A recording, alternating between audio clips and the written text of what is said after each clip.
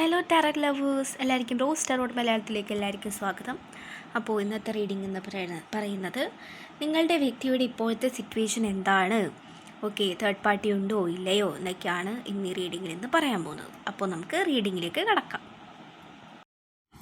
അപ്പോൾ ഈ വ്യക്തിയെക്കുറിച്ച് പറയാനാണെങ്കിൽ വളരെയധികം ഇപ്പോൾ ഒരു എക്സാമ്പിളായിട്ട് പറയുകയാണെങ്കിൽ, ഇപ്പോൾ എന്തെങ്കിലും ഒരു ഹാർഡായിട്ടുള്ളൊരു സിറ്റുവേഷൻ വന്നു, അത് എങ്ങനെയാണ് ഹാൻഡിൽ ചെയ്യേണ്ടത് എന്ന് കാൽക്കുലേറ്റ് ചെയ്ത് അത് കറക്റ്റായിട്ട് ആൾ ഹാൻഡിൽ ചെയ്യുന്ന ഒരു വ്യക്തിയാണ് ഇത്. അങ്ങനെയുള്ള ഒരു എനർജിയാണ് ഇവിടെ കിട്ടിയിരിക്കുന്നത്. ഓക്കെ, അപ്പോൾ ഈ വ്യക്തിയുടെ ഒരു ഇതെന്ന് ചോദിച്ചു കഴിഞ്ഞിട്ടുണ്ടെങ്കിൽ വളരെയധികം ഹാർഡ് വർക്കിംഗ് ആയിട്ടുള്ളൊരു പേഴ്സണാണ്. എല്ലാ കാര്യങ്ങളും കറക്റ്റായിട്ട് ചൂസ് ചെയ്യും. അതായത് ഇപ്പോൾ ആ പേഴ്സണെ ലവ് ചെയ്യാനായിട്ടുള്ള ഒരാളെയാണെങ്കിലും, അതായത് ഒരു പാർട്ട്ണറിനെ തിരഞ്ഞെടുക്കുന്ന കാര്യത്തിലാണെങ്കിലും തനിക്കെന്താ വേണ്ടത് എന്നുള്ളത് ഈ വ്യക്തിക്ക് നന്നായിട്ടറിയാം. ഓക്കെ, ഇപ്പോൾ എന്ത് കാര്യമുണ്ടെങ്കിലും ചൂസ് ചെയ്യാനായിട്ട് ഈ വ്യക്തിക്ക് വളരെയധികം അറിയാം. ഓക്കെ, അതുകൊണ്ട് തന്നെ എന്തൊക്കെയാണ് ശരി, എന്താണ് തെറ്റ് എന്നുള്ളതൊക്കെ ഈ പേഴ്സണ് അറിയാം. പക്ഷേ ഇപ്പോഴത്തെ ഈ വ്യക്തിയുടെ ഒരു സിറ്റുവേഷൻ പറയുകയാണെങ്കിൽ ഒട്ടും ഈ വ്യക്തി ആക്റ്റീവല്ല. വളരെയധികം ഈ പേഴ്സൻ്റെ സിറ്റുവേഷനിൽ മാത്രം ഒതുങ്ങിപ്പോയിട്ടുള്ള ഒരവസ്ഥയാണ് ഇവർക്ക് ഇവിടെ. അതായത് ഇപ്പോൾ ഒരു പ്രതിസന്ധി ഇവരെ ഇങ്ങനെ പിടിച്ച് വെച്ചിരിക്കുകയാണ്. അപ്പോൾ ഇവർ ഒട്ടും ആക്റ്റീവല്ല. ഇവർ ആ ഒരു കാര്യത്തിൽ മാത്രം ആണ് കോൺസെൻട്രേറ്റ് ചെയ്യുന്നത്. അതെങ്ങനെയെങ്കിലും സോൾവാക്കി എടുക്കണം എന്നാണ് ഇവർ ഇപ്പോൾ ചിന്തിച്ചു കൊണ്ടിരിക്കുന്നത്. മേ ബി നിങ്ങളോട് ഇപ്പോൾ പഴയ പോലെ സംസാരിക്കുന്നുണ്ടാവില്ലായിരിക്കാം, മെസ്സേജ് ഉണ്ടാവില്ലായിരിക്കാം, വല്ലപ്പോഴും ആയിരിക്കാം ഒരു മെസ്സേജ് ആ വ്യക്തിയുടെ അടുത്ത് നിന്ന് നിങ്ങൾക്ക് കിട്ടിയാൽ കിട്ടി. ഓക്കെ, അപ്പോൾ ഈ ഒരു സിറ്റുവേഷനിലൂടെയാണ് ഈ വ്യക്തി കടന്നു പോയിക്കൊണ്ടിരിക്കുന്നത്. വളരെ ഭയങ്കര ആക്റ്റീവായിട്ടും എല്ലാ കാര്യങ്ങളും നല്ല കൃത്യതയോടുകൂടി ചെയ്യുന്ന ഒരു വ്യക്തിയായിരുന്നത് ഇപ്പോൾ അങ്ങനെയല്ല പെരുമാറുന്നത്.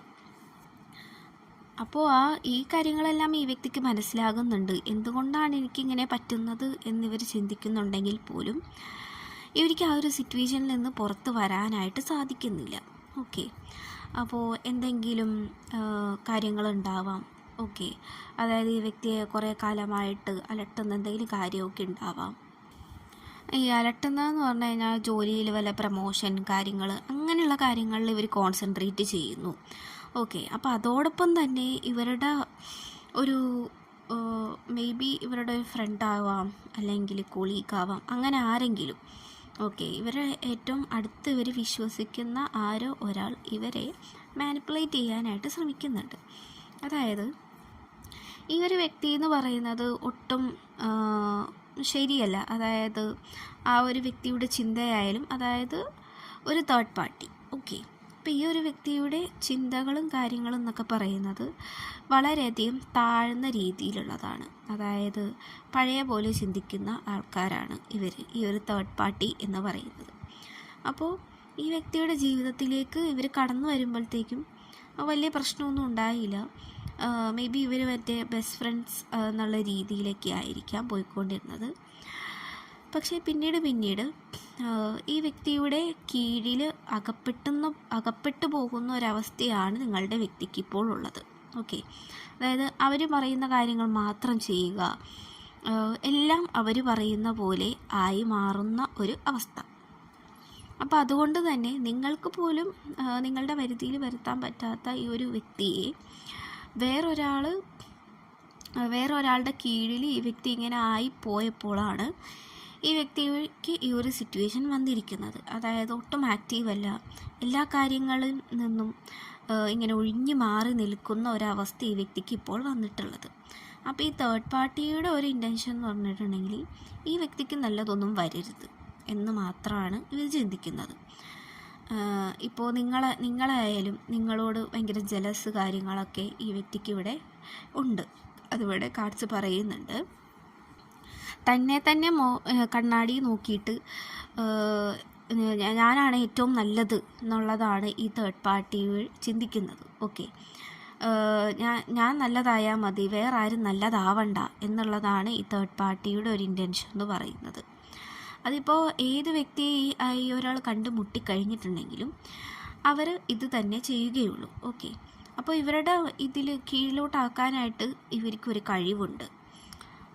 അപ്പോൾ ഈ വ്യക്തിക്ക് ചില കാര്യങ്ങൾ മനസ്സിലാകുന്നുണ്ട്, അതായത് നിങ്ങളുടെ പേഴ്സണ് ചില കാര്യങ്ങൾ മനസ്സിലാവുന്നുണ്ട്, ചില കാര്യങ്ങൾ മനസ്സിലാകുന്നില്ല. നിങ്ങളുടെ ഒരു പ്രണയം എന്ന് പറയുന്നത് വളരെ പാഷനേറ്റായിട്ട് ഭയങ്കര രസകരമായി പോയിക്കൊണ്ടിരുന്ന ഒരു പ്രണയമായിരുന്നു. പെട്ടെന്നാണ് ഈ ഒരു ഡൗൺഫോൾ സംഭവിച്ചത്. ഓക്കെ, അപ്പോൾ ഈ ഒരു തേർഡ് പാർട്ടി എന്ന് പറയുന്നത് വളരെയധികം ഡേഞ്ചറായിട്ട് തന്നെയാണ് ഈ ഒരു റിലേഷൻഷിപ്പിൽ നിൽക്കുന്നത്, അതായത് ഈ മിഡിലിൽ വന്നിരിക്കുന്നത്, നിങ്ങൾക്കിടയിൽ വന്നിരിക്കുന്നത്. അപ്പോൾ ഈ പേഴ്സൺ വരുന്ന എന്ത് ഓപ്പർച്യൂണിറ്റീസ് ഉണ്ടെങ്കിലും ഈ തേർഡ് പാർട്ടി തട്ടിയെടുക്കാനായിട്ട് ശ്രമിക്കുന്നുണ്ട്. ഇപ്പോൾ എന്തെങ്കിലും പ്രൊജക്റ്റ് കാര്യങ്ങൾ ചെയ്ത് വെക്കുകയാണെങ്കിൽ ഈ പേഴ്സൻ്റെ കോപ്പി അടിച്ചിട്ട് ഞാനാണത് ചെയ്തത് എന്നുള്ള രീതിയിൽ പറയില്ലേ, ആ ഒരു സിറ്റുവേഷനാണ് ഇപ്പോൾ ഇവിടെ ഉള്ളത്. അതായത് ഈ വ്യക്തിക്ക് എതിർത്തൊന്നും പറയാനും സാധിക്കുന്നില്ല എന്നുള്ളതാണ്.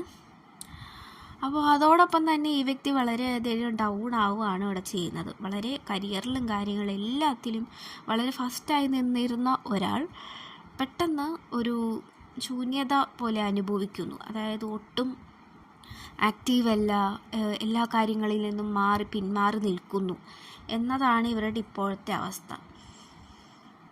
പക്ഷേ ഈ ഒരു സിറ്റുവേഷൻ മാറാനായിട്ട് കൂടുതൽ ചാൻസ് ഇവിടെ കാണിക്കുന്നുണ്ട്, കാരണം നമുക്കിവിടെ ന്യൂ ബിഗിനിങ് കാർഡ് കിട്ടിയിട്ടുണ്ട്. ഓക്കെ, എപ്പോഴാണ് എങ്ങനെയാണെന്നൊന്നും നമുക്കിവിടെ പറയാൻ പറ്റില്ല. പക്ഷേ ഈ പേഴ്സണെ തന്നെ മനസ്സിലാക്കി ഒരു തിരിച്ചുവരവ് എന്ന് പറയുന്നത് പോലെ ഉണ്ട്. അപ്പോൾ ന്യൂ ബിഗിനിങ് നിങ്ങൾക്കായിരിക്കാം, അല്ലെങ്കിൽ നിങ്ങളുടെ പേഴ്സണായിരിക്കാം, തീർച്ചയായിട്ടും ഒരു ന്യൂ ബിഗിനിങ് വരുന്നുണ്ട്. അപ്പോൾ ഈ വ്യക്തി എന്തായാലും മാറാനായി ശ്രമിക്കുന്നുണ്ട്. ഈ ഒരു തേർഡ് പാർട്ടിയുടെ ആ ഒരു കെണിയിൽ നിന്നും ഈ വ്യക്തി മാറി വരാനായിട്ട് നിങ്ങൾ പ്രാർത്ഥിക്കണം. നിങ്ങളുടെ പ്രണയം ഇനിയും പഴയതുപോലെ വളരെ രസകരമായിട്ട് മുന്നോട്ട് പോകാനായിട്ട് നിങ്ങൾ പ്രാർത്ഥിക്കണം. ഈ വ്യക്തിയെ ഇപ്പോൾ പറഞ്ഞ് മനസ്സിലാക്കാനോ എന്ത് ചെയ്തിട്ടുണ്ടെങ്കിലും ഒരു കാര്യവും ഉണ്ടാവില്ല. കാരണം അവരുടെ സിറ്റുവേഷൻ ഇപ്പോൾ അങ്ങനെയാണ്. ഒരു കർമാറ്റിക് സിറ്റുവേഷനും കൂടി ആയിട്ട് നമുക്കിവിടെ കാണാൻ പറ്റും. ഓക്കെ, അപ്പോൾ തീർച്ചയായിട്ടും ആ ഒരു പീരീഡ് തീരുമ്പോഴത്തേക്കും തീർച്ചയായിട്ടും ഈ വ്യക്തി നിങ്ങളിലേക്ക് തന്നെ മടങ്ങി വരും എന്ന് തന്നെയാണ് ഇവിടെ കാർഡ്സ് കാണിക്കുന്നത്.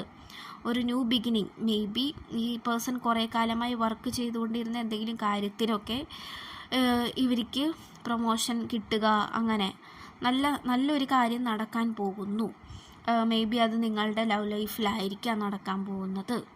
ഓക്കെ, അപ്പോൾ നന്നായി പ്രാർത്ഥിക്കുക, അഫർമേഷൻസ് ഉണ്ടെങ്കിൽ സ്വീകരിക്കുക. ഓക്കെ, അപ്പോൾ ഇത്രയുമുള്ള റീഡിംഗ്. Thank you.